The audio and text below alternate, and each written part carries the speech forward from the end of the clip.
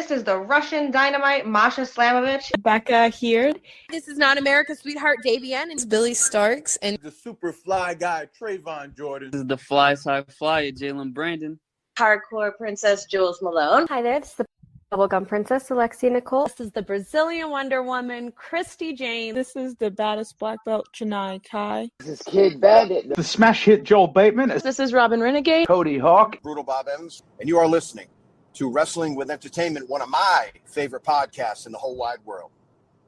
This is the last action star, Clash Kincade, and you're listening to Wrestling with Entertainment. Hello, and welcome to the show. It's Wrestling with Entertainment, the only audio experience on the web today, the trusted choice for interviewing all your favorite wrestlers every Tuesday and Wednesday on YouTube and Castbox, sponsored by Rogue Energy and Player One Coffee.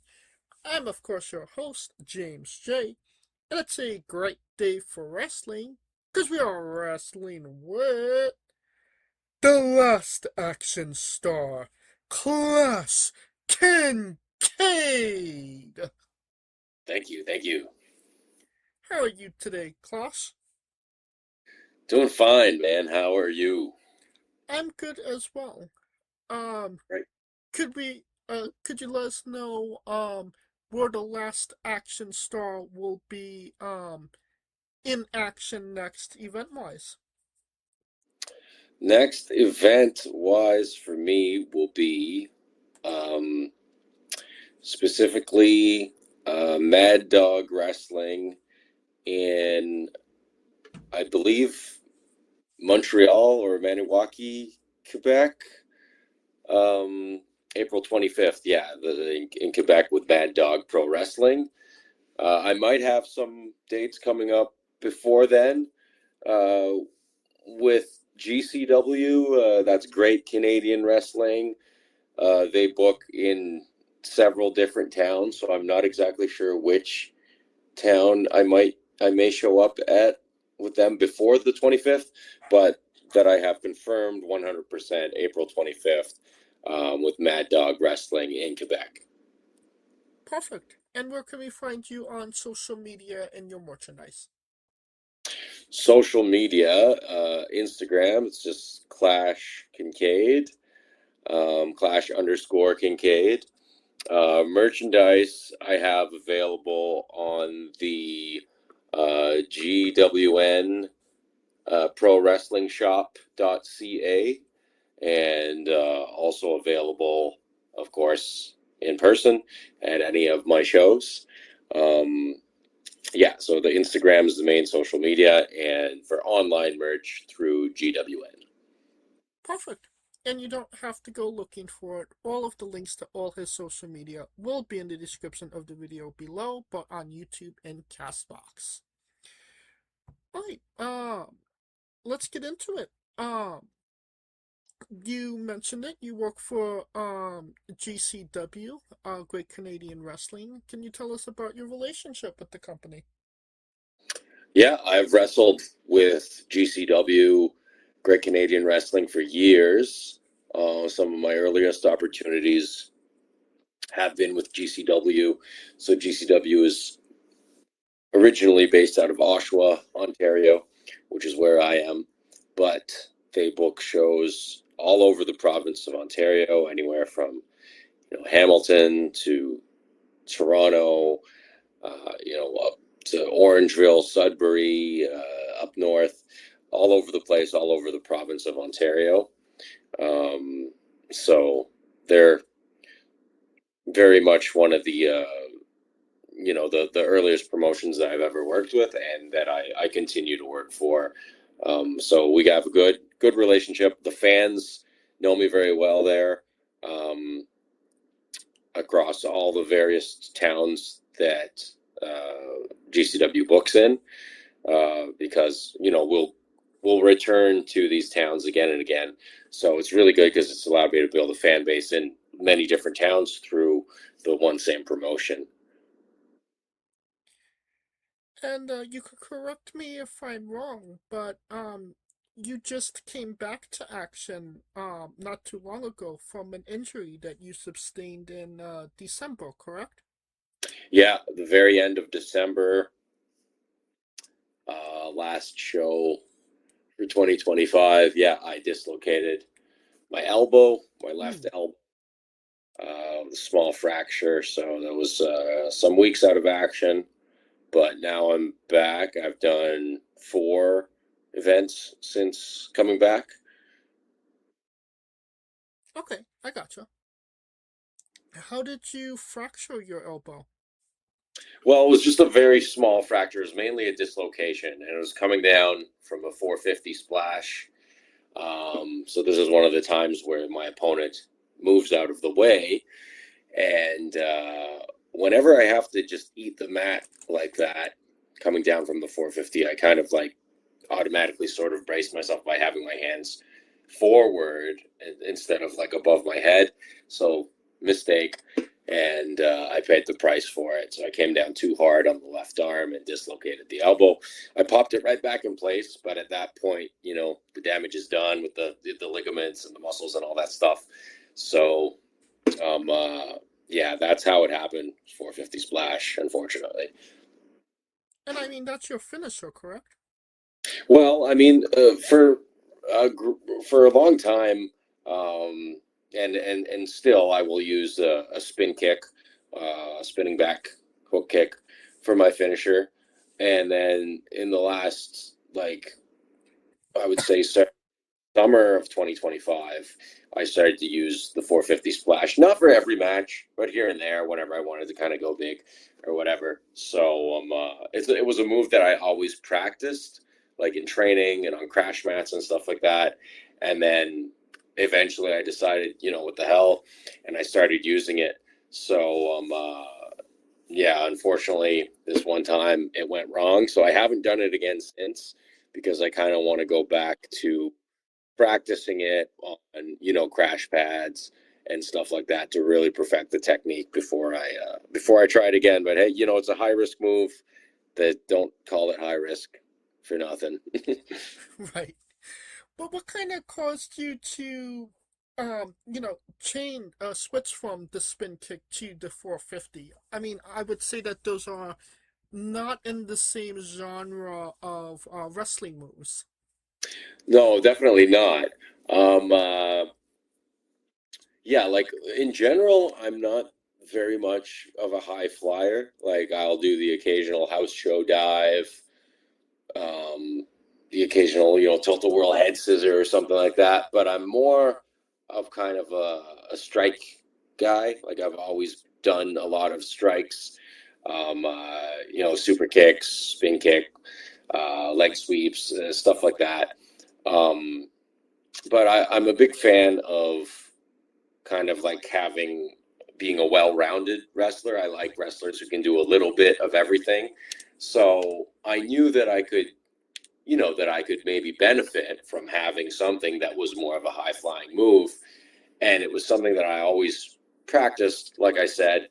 And then there's one show that I had a match. It was like a no disqualification match, and I know that I knew that I wanted something big for the finish, because it was going to be I was going to set up a door between 2 chairs. I was going to come off the top rope, and I thought, well, you know, if I'm going to do something off the top, I might as well do the 450 through the door. And you know, many people were impressed with it.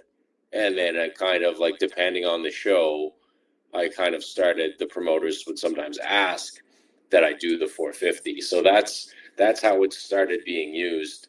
Um, uh, I still, like I said, wouldn't use it every single match, but that's how it started being used. And then some of the shows that I do are for Demand Lucha. So it's like, you know, obviously shows that are more tailored towards high flying stuff, luchador stuff.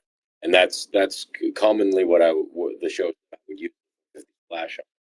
So that's how I started to use it. Yeah. I gotcha. All right. Um, Now, a name that you've been in the ring with is a one Jeremy Prophet. Well known, well respected, one of the best in the region. Can you tell us about your experience wrestling him? With Prophet, yeah, I wrestled Prophet for PWE in Whitby. He was a guy that I always had seen around. The guy's definitely noticeable because of his physique. This guy's very solid, and he always had a good reputation of being like a good wrestler, for having a good look. And I don't know if I may be mistaken, but maybe he has had a WWE tryout or something like that. I'm not 100% sure on that. I thought maybe he did.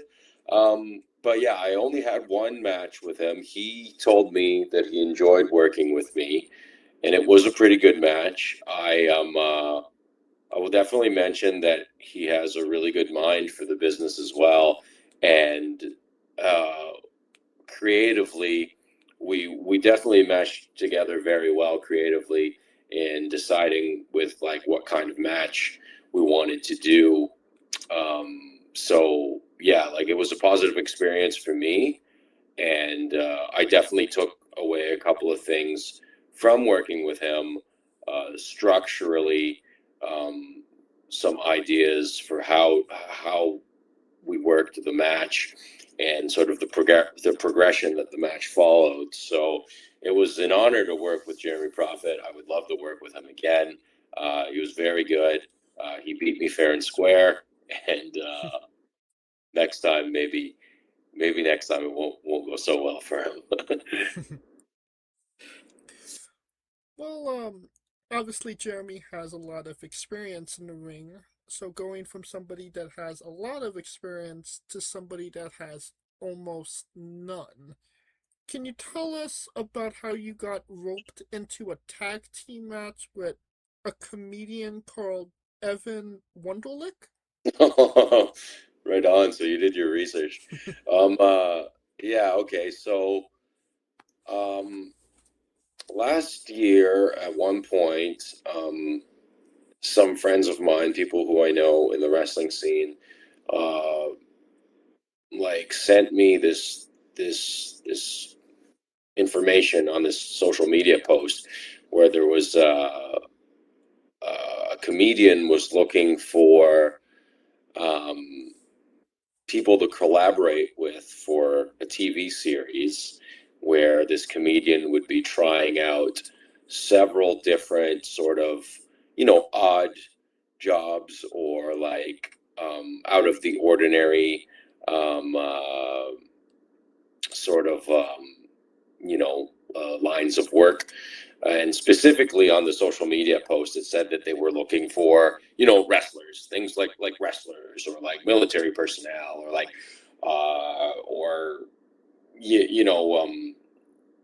like dancers or like roller derby. Like it had this list on there, right? And it was specifically to be shot in Oshawa, in Oshawa, Ontario, where I reside.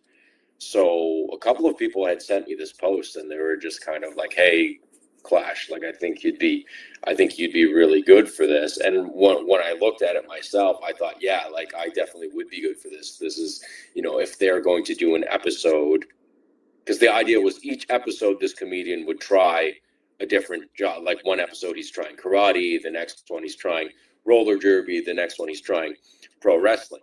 Right. So I knew when I emailed them, I was like, look, if you guys are going to do a pro wrestling episode, I'm your guy.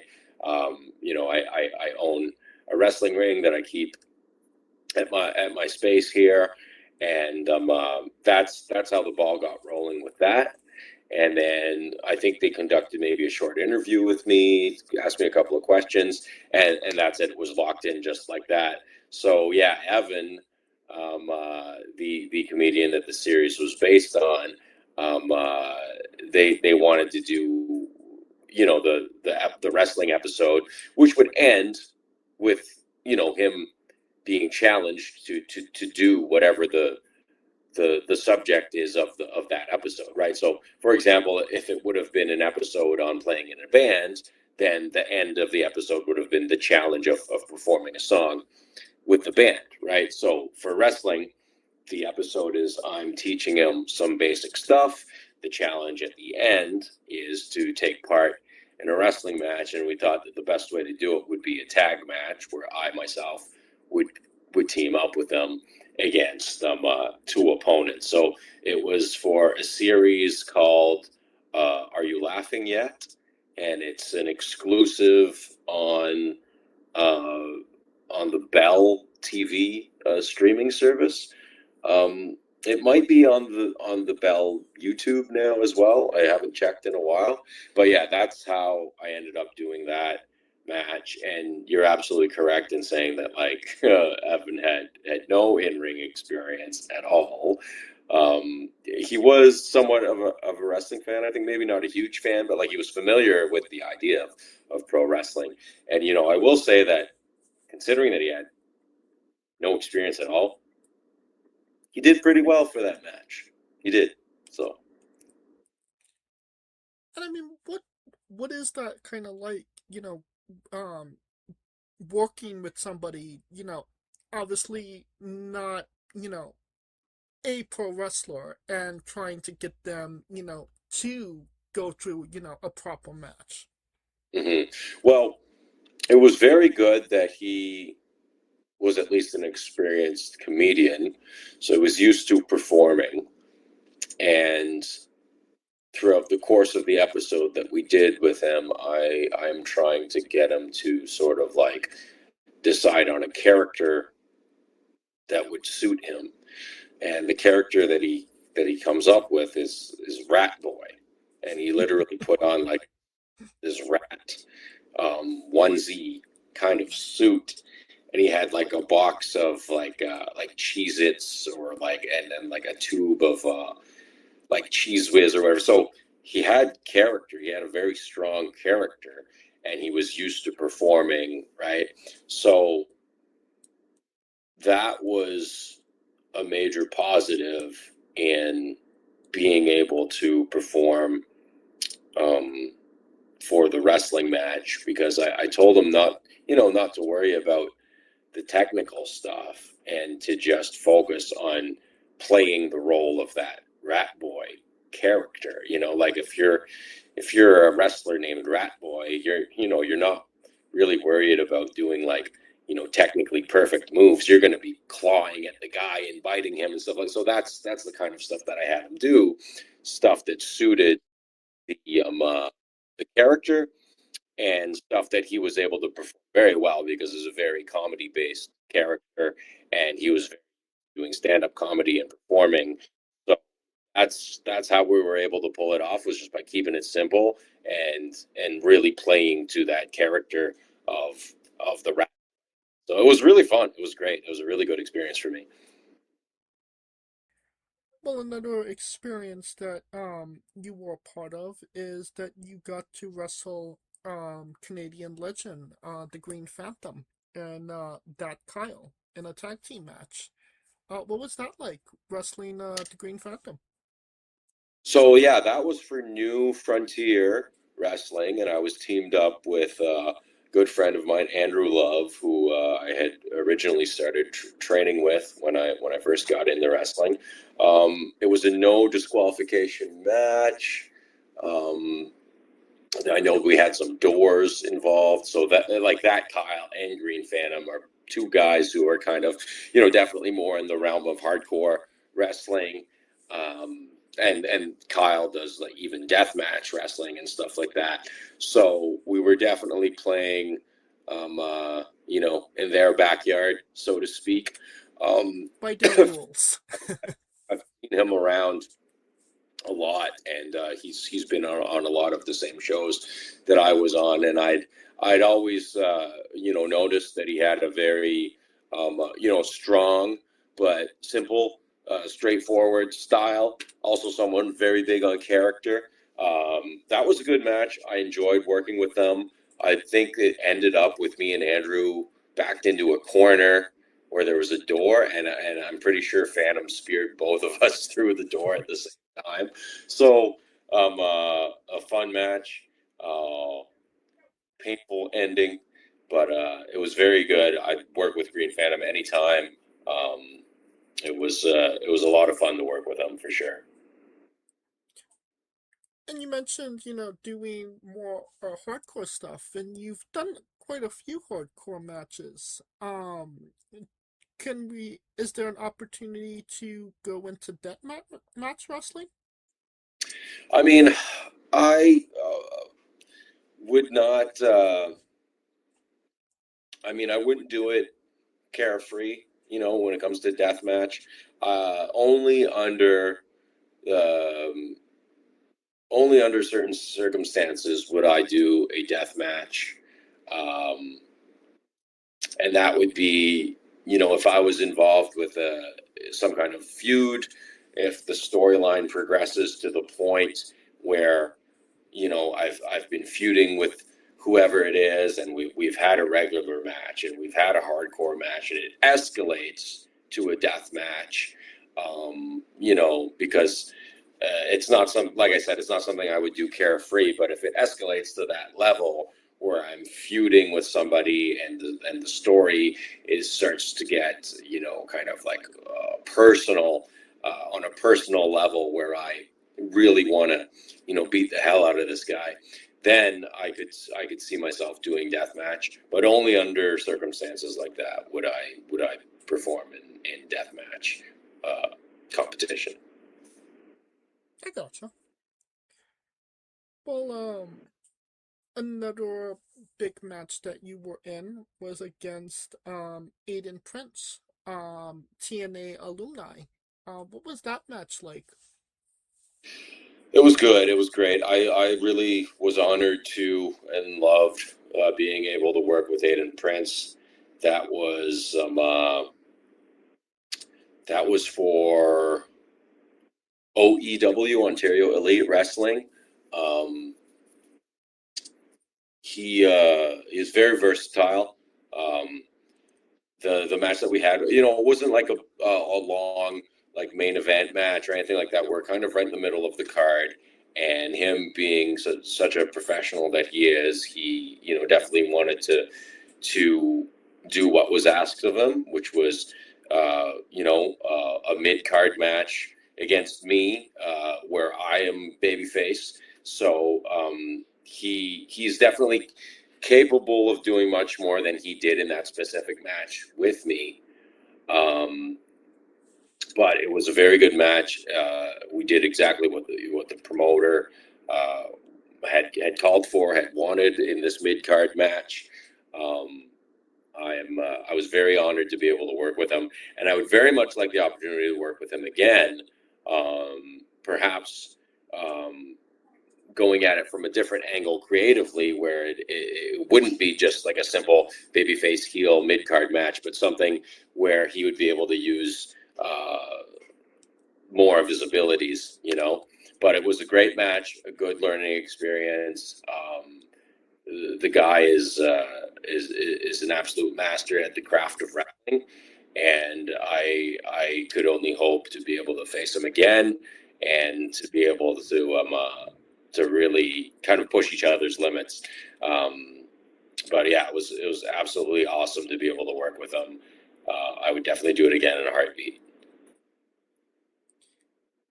Now, can you tell us about being the PWE Tag Team Champions for over 2,200 days? Yeah. So I guess the Pro Wrestling Eclipse tag team division never really continued after that point, because the time that I won the tag team championships at PWE, it was right before the lockdowns, like the COVID lockdowns. So once everything got locked down, and things opened up again years later, by that point the tag team division at PWE had changed, and I believe the regular tag teams championship just kind of wasn't being booked anymore, and I believe it went to trios tag and mixed tag, I think, where you'd have one male competitor and one female partnered up. So the regular tag team division just didn't really continue. And then, I had never really had a chance to defend that tag team title. And yeah, I guess technically speaking, still to this day, I would be one half of the PWE tag team division. So yeah, I'd won that championship, never got to defend it, unfortunately. But what a run you've had with it so far. So yeah, undefeated to this day. And speaking of PWE, I know that their promoter, Dr. Mask, the owner, isn't really booking the regular shows anymore. I believe he's still going to be doing like Canada Day and like the Convergence Fest that happens here in downtown Oshawa. But as for his regular monthly shows that he would normally be doing, that's he's pretty much retired from doing that. So I don't know if there ever will be another regular tag team division competition ever again. So long may I reign as PWE tag champion then. Oh yeah. I think it's time for Clash's Bizarre Adventure. You're a pro wrestler that goes up and down the roads, and weird, crazy, and bizarre things are bound to happen. Can you tell us a road story that fits that description? Of being on the road? Yes. Well, let's see. Oh God. All right. Well, I've been on the road many times with Ryan Donovan, the full Donovan. We have shared many adventures on the road. We've had to, driving from Ontario to Quebec for several shows. So one thing I will say is that, Ryan Donovan, he calls himself the full Donovan, and has definitely a bit of a reputation of being like a ladies' man. And let me tell you, like that is not a gimmick. That is who Ryan is. He has zero fear, zero inhibitions when it comes to approaching women. There's been times where we've hit the road together, and then we'll be like, okay, well, we're staying overnight somewhere in Quebec or Montreal, and we got this room or whatever. And there's been times where Ryan has come back to me and said, hey, Clash, like you're gonna have to find another room because like I just picked up this girl and we're going back to the room now, right? So I'll definitely give credit where credit is due. Ryan is one hell of a ladies' man. So that's one story I could tell for being on the road. I personally, for myself, I stay out of trouble for the most part when we're on the road. I try not to party too hard or anything like that. I'm not a big drinker or anything like that. I try to stay as healthy as I can. And especially when on the road, I really don't want to end up, partying too hard or being, intoxicated or anything and having my performance suffer for it, for things like that. But I'm not going to name names, but I've definitely shared the road with other guys who are a bit more of the party type, and I've seen some other guys get into trouble because of that. Whether it be like getting kicked out of venues or kicked out of places to stay, even. But for myself, I try to keep it under control. Let me see if I can think of anything else on the road. So not something that hasn't, it didn't end up panning out, but we definitely had a good good laugh about it. Again, with me and Ryan being on the road. So Ryan is originally from Cornwall, Ontario, but now he also resides in Oshawa, Ontario. And I was helping him kind of like find a place and get set up with a place to stay when he moved to Oshawa. And for a time, he was staying where I stay. There's an extra room here which I was letting him use, and I knew at the time he was wanting to acquire a mini fridge, right? He wanted a fridge for his room, and we had stayed at some hotel which was being supplied by the promoter of PCW, and so we're staying in this room, and there's a nice mini fridge in the room, and we started kind of joking around, saying, "Oh, well, here, Ryan, why don't you just take the mini fridge from here, and we'll just bring it to your car." And we were just laughing about it because we were like, "Oh man, like the promoter from PCW, Guillaume, like we were just thinking like the phone call that we would have from him." Being like, "Oh, hey guys," like, and he's from Quebec, so he has that French accent. We're just imagining him being like, "Hey guys, like the hotel got back to me, and they say the mini fridge is no longer there," or whatever. So we were laughing a lot about that. We never ended up taking the mini fridge, but it's just a funny story because we just keep thinking of how angry Guillaume from PCW would have been if we would have made off with one of those mini fridges from the hotels he supplied. So, All right, it's definitely a couple of missed adventures for sure. For sure. yeah, and you know what? There's probably more. I just can't really think of them off the top of my head right now. So Now, can you tell us about Tiger's Den? Tiger's Den. Yeah. Yeah, okay. So Tiger's Den, kickboxing, is owned by Tiger. I mean, that's the name I've always known him by. And yeah, years ago, I was involved with a pro wrestling school, or at least an attempt at trying to form a pro wrestling school, which it was not successful, unfortunately.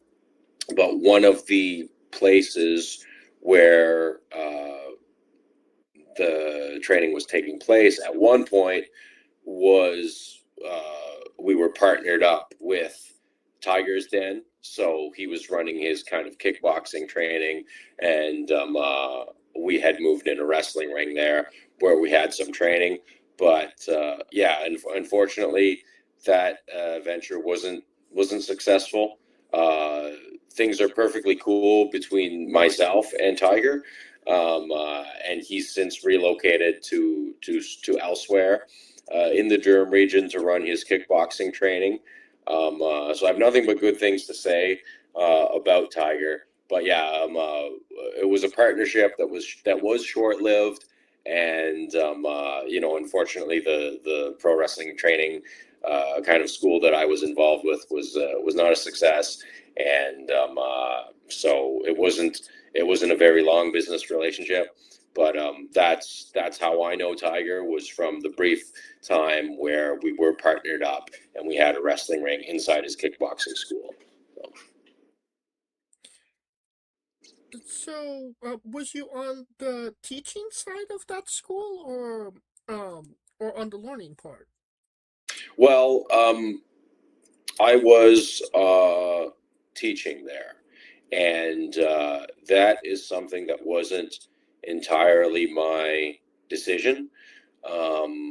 So at the time when the concept of this training school being formed, when that concept was born, I was willing to assist in training, and I was told at the time that there was going to be some other much more experienced trainers involved.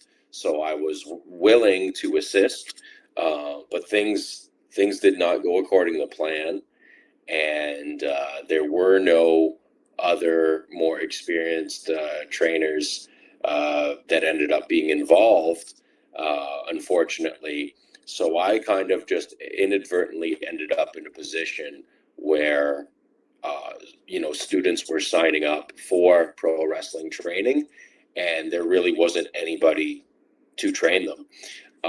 So it was a really unfortunate situation. I don't want to go into too much details about it, but, at the time that I was there, I felt basically, I felt bad for these students that had signed up for pro wrestling training, and there was really nobody there to teach them. So I did what I could within my abilities, but I am the first to admit that I'm not a pro wrestling veteran. And I do not think of myself as a pro wrestling teacher or trainer. I think that to be a proper pro wrestling coach, trainer requires at least double the experience that I've had.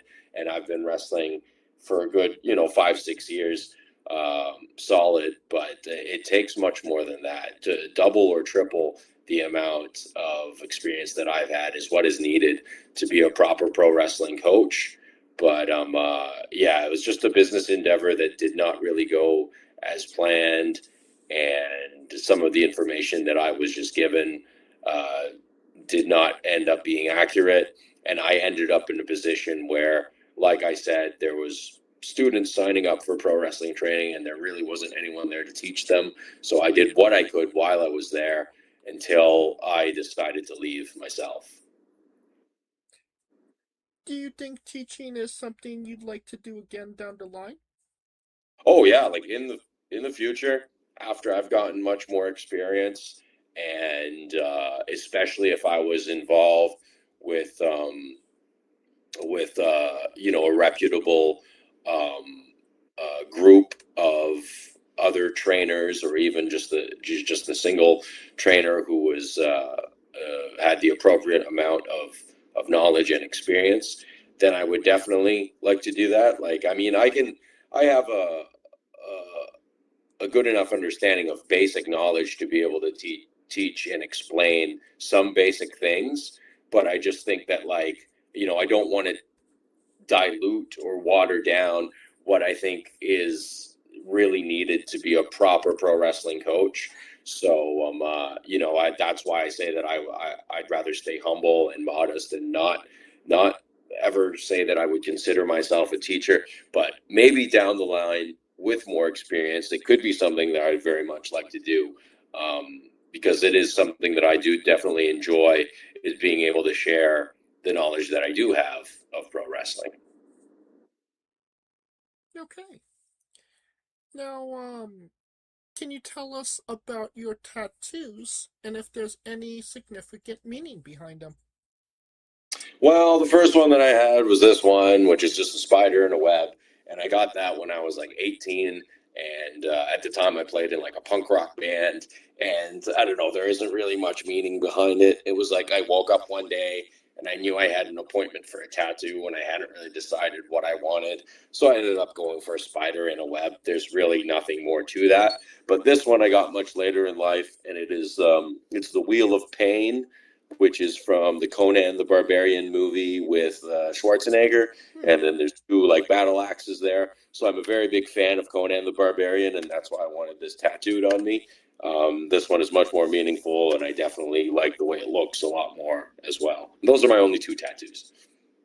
Is there any plans for new ink in the future?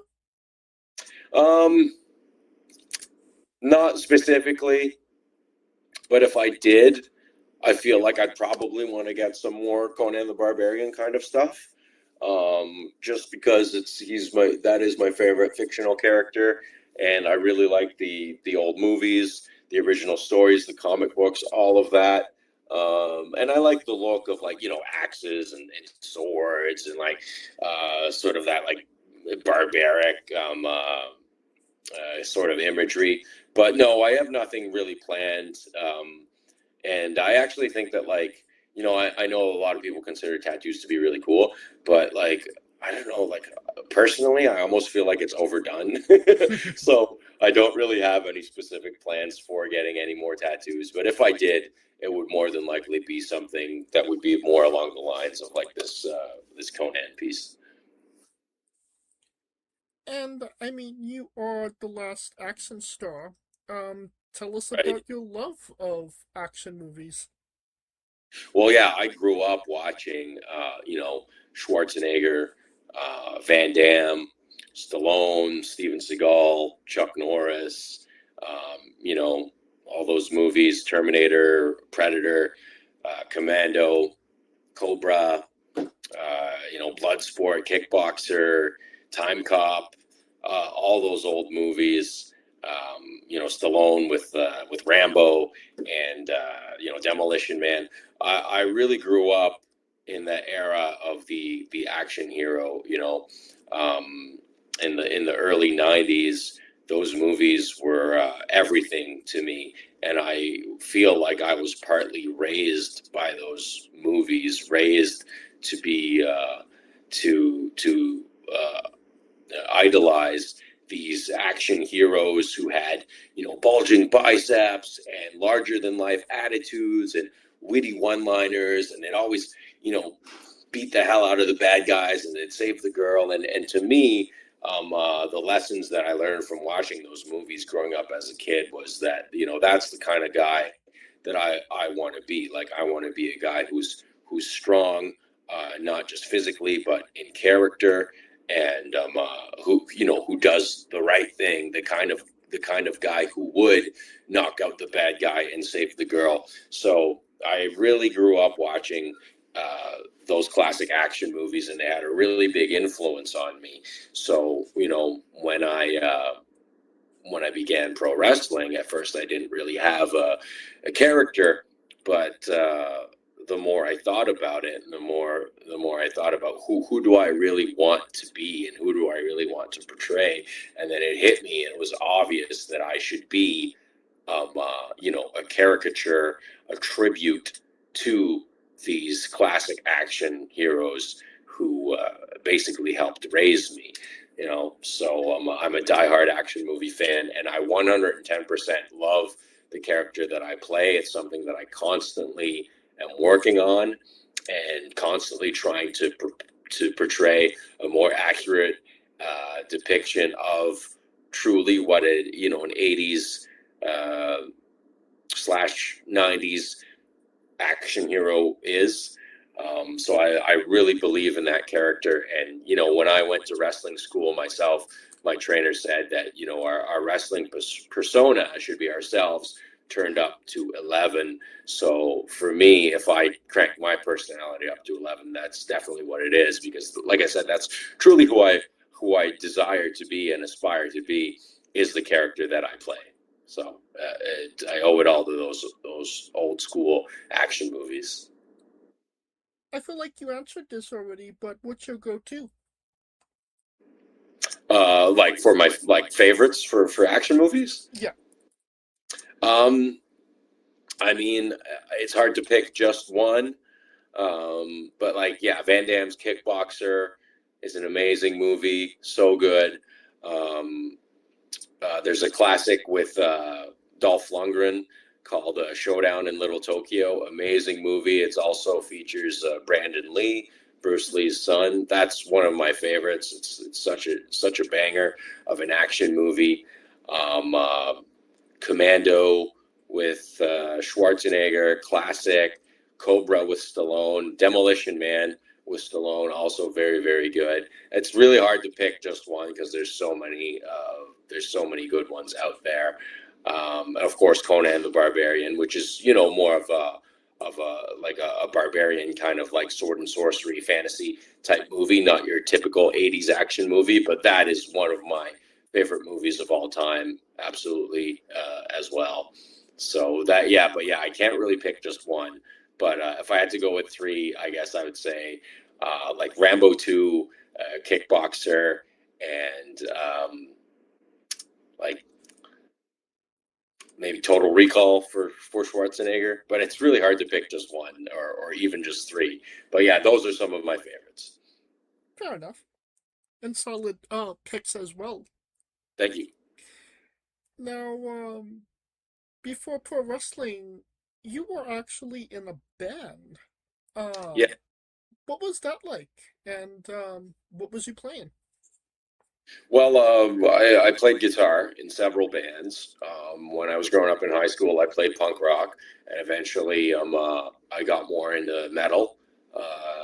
And as my playing evolved, I got better at playing the instrument. So I wanted to play something that was technically a little bit more difficult. So for years, I played in bands, I played in music, and a lot of things that I learned from being part of the music scene and the music business definitely kind of helped prepare me for pro wrestling because, um, you know, the physical side of pro wrestling is obviously very different than playing music, but the business aspect of, promoting yourself, getting in touch with promoters so that you can get shows booked and going on the road and traveling and, dealing with promoters, dealing with venues, um, social media and promoting yourself and advertising, all that stuff is the same.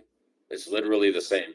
So I'm glad that I went through what I did with the music scene, because from the business aspect and a marketing aspect and advertising, it's really the same thing. It's the same thing. It's still, you're still in show business. You're still there to entertain people.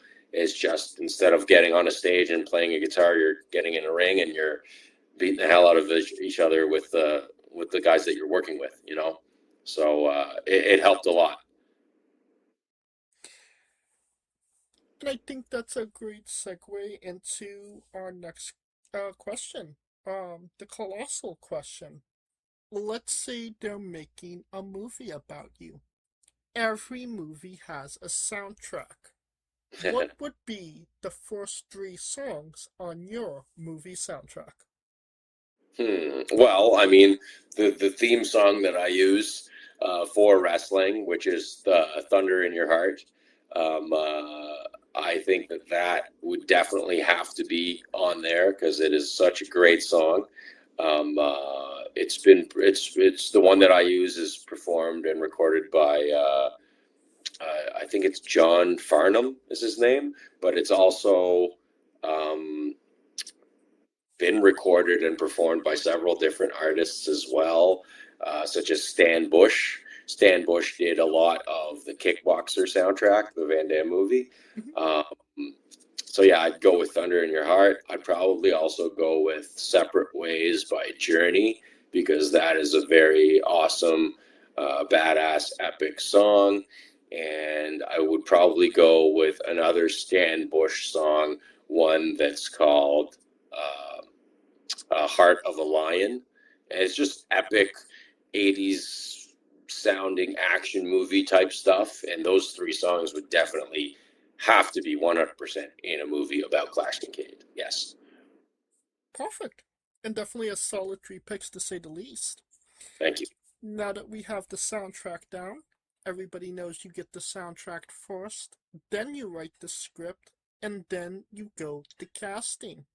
Who plays you? And you can't say yourself because you are Oh, no. obligated to make a Stan Lee-esque cameo. Yeah. So who would play Clash Kincade? I mean, I would love to be able to say, like, if I'd be able to build a time machine to just have Jean-Claude Van Damme play Clash Kincade. But if I can't use a time machine, then I would say, who's a good younger kind of action guy? I mean, we got CGI. We could make it work with. Yeah, you could make it work with Van Damme, exactly. Yes, we have unlimited budget. We could get Jean-Claude Van Damme. There you go. His name escapes me right now, but he's really good. He's the guy who played the Winter Soldier, and then he's also been playing Sebastian Stan. Yeah, Sebastian Stan. Yeah, he's awesome. He's badass. I think he could play Clash Kincade. Yeah. Okay. Now, every movie has a supporting cast. Who would be 3 people significant to you and your story that would be in your movie, and who would play them? Okay, so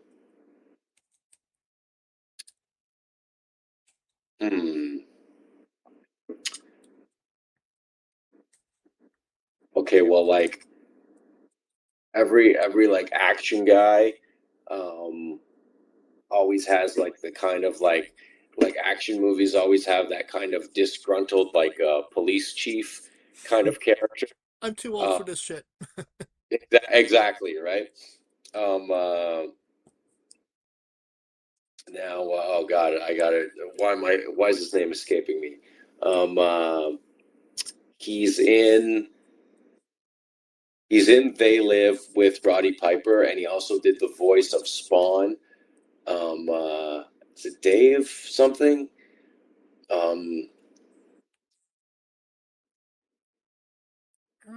Hold on. Keith David. No, Keith David. Yes, Keith David. I think Keith David as a disgruntled police chief. You know, telling Clash Kincade that he's out of line and causing too much collateral damage. I think he would be great for that. For a villain, I would go with Michael Fassbender. Michael Fassbender is awesome as a villain. Great actor, and he really pulls off the evil kind of villain guy. I could totally see him in a white suit, coming up with some master plan with goons defending him. And then I guess I need a femme fatale. So for that, I would go with, like I always like a strong female actress, and I think that, like, again, if we could go back in time to the younger version of the actress Linda Hamilton, Sarah Connor. Hell yeah. All right. Well, this is definitely sounding like a great movie. A blockbuster, to say the least. And you could pre-order the tickets now. Yeah. Now, on to a controversial subject. Pineapple on pizza. What's your stance? People make such a big deal out of pineapple on pizza, but I mean, the Hawaiian pizza with the ham and the pineapple, like it's good. I don't hate it. It's good. A Hawaiian pizza wouldn't be my first choice of if I order a pizza, but I've had it before, and it's not the end of the world. I don't know why people make such a big deal out of it. It's fine. I'm okay. Clash Kincade says pineapple on pizza is okay. Okay, so pineapple on pizza is okay. Okay. What's your spirit Pokemon? Oh God, I've never been really big on Pokemon. Let's see. I feel like there's one who archetypally would kind of like work with Clash Kincade. I think there's okay. I like I'm not a big Pokemon guy, but I know that there's the one, I think his name is Blastoise. It's like a tortoise. But he has like guns coming out of his shell. I don't know. I just think that, like, with the guns and the action movie thing, he's probably one of the more Clash Kincade type Pokemon. So let's go with the Blastoise. All right. Now, we love the late great Tracy Smothers on the show. Do you know the acronym for Doug? THUG. THUG, the acronym for Thug. The Tracy Smothers version. No, I don't. I guess you got me. You got me there. I mean, I could make a wild guess, but I can spell it out for you. let's hear it. T is for terrible, H is for hell, U is for ugly, and G is for jail, because a Doug can't spell. Right.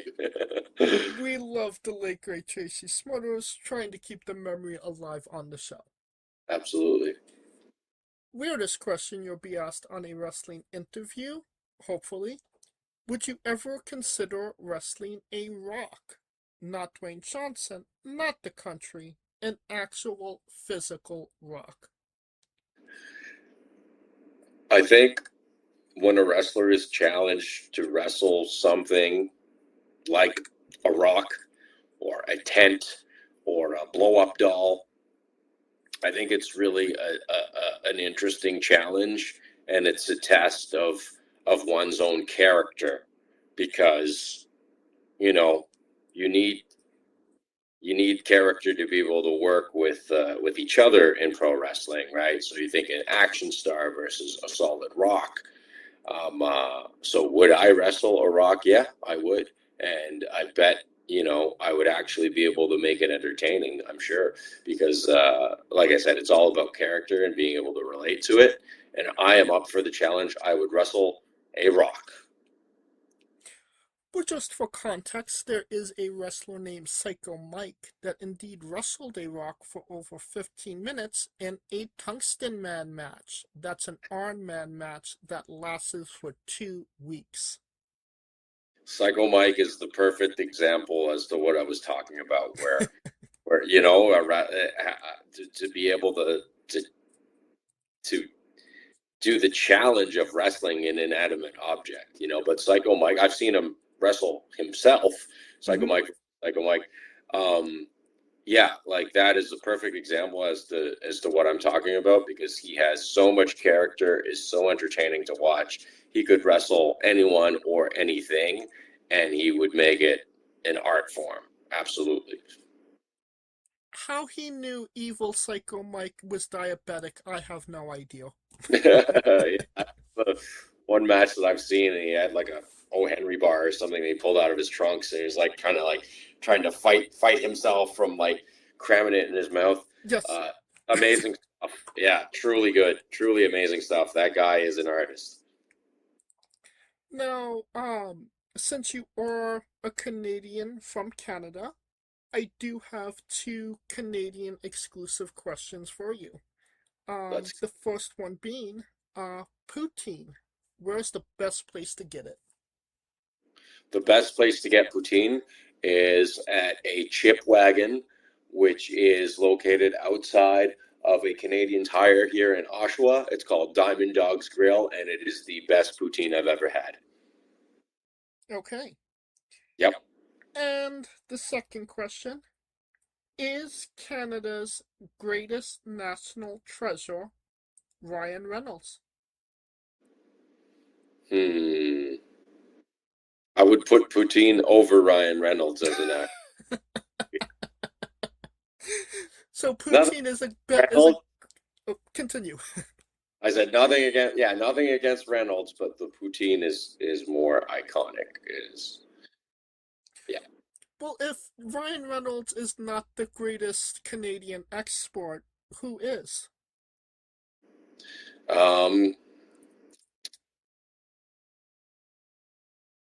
Greatest Canadian export would be, Tim Hortons is pretty popular, but no, I will say, because there are some actors out there who people don't immediately recognize as being Canadian, but they are.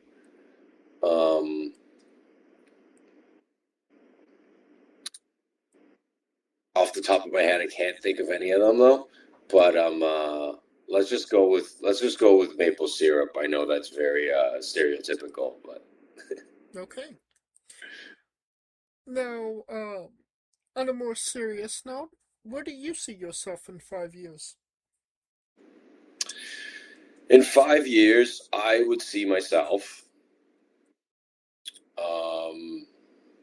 having expanded to the broader horizons of the independent wrestling scene. At that point, to have wrestled in the rest of the Canadian provinces, and hopefully at that point as well, make my debut in the States, as well as in other countries. I've definitely very much been wanting to wrestle in Asia, as I have some colleagues who have wrestled in both China and Thailand, so I have some connections there. I would love to go to Europe. I have some connections in Germany, so I would definitely like to, in 5 years, say that I would see myself having expanded to throughout the independent wrestling scene and to be able to breach that international threshold. So the last action star in China. It's got to happen. That'd be like an actual action movie, right? I mean, I said Kickboxer was one of my favorite movies, right? Like Kickboxer takes place in Thailand, right? So for me to be able to go wrestle in Thailand would be like really living out that childhood dream of being an action star, an action hero, right? So that's where I would like to see myself, is going international within the next 5 years. Well, you definitely need to get into contact with what is his name? Sonny Z is the guy up there. Oh yeah. But there's another promoter out there as well. I've had Sonny on the show as well.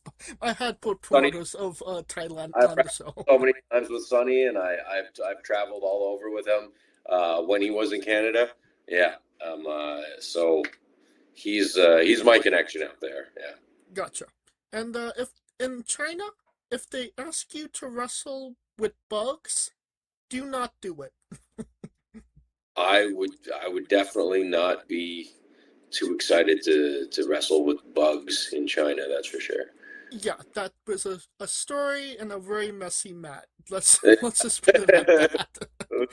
I would probably want to turn down. Yeah. What is a match that you would recommend of yours that people go out of their way to see that best shows off you as a pro wrestler?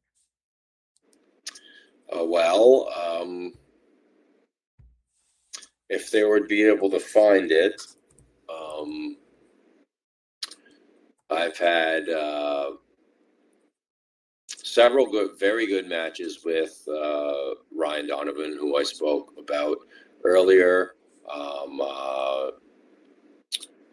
We've had some great matches from Demand Lucha, from other promotions as well. I would suggest any of the matches that I've had with Ryan, specifically myself versus Johnny DeLuca from Demand Lucha, which is available online on the Demand Lucha YouTube. It's a match that I'm very proud of. Myself versus Rodney Matthews from at PCW. That would be also on the PCW Premier Championship Wrestling YouTube. Match that I'm very proud of. Clash Kincade versus Rodney Matthews. And